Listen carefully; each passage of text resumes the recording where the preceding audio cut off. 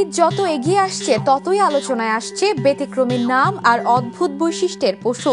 সম্প্রতি ভাইরাল হয়েছে Donald Trump ও Netanyahu নামের মহিষ। এবার সেই তালিকায় নতুন সংযোজন মোদি। তবে নামের চেয়েও বেশি আলোচনা এসেছে মহিষটির অস্বাভাবিক লম্বা সাদা দাড়ি আর ভিন্ন রকম চেহারা। নারায়ণগঞ্জের একটি খামারে দেখা মিলছে অ্যালবিনো জাতের বিশাল আকৃতির এই মহিষটির। পুরো শরীর জুড়ে হালকা সাদা আভা আর মুখের নিচে ঝুলে থাকা লম্বা সাদা দাড়ি, যা সহজেই নজর কাটছে দর্শনার্থীদের। ঈদ সামনে রেখে প্রতিদিনই নানা বয়সী মানুষ ভিড় করছেন শুধু এক নজর মোদিকে দেখতে।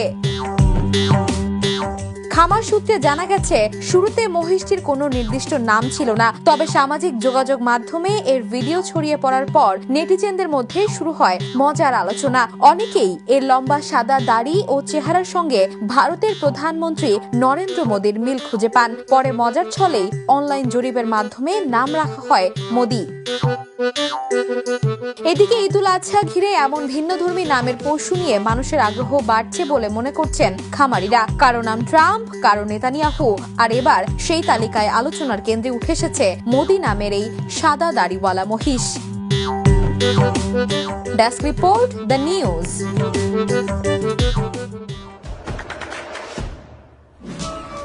দেশে দেশে সবার সাথে, দ্য নিউজ।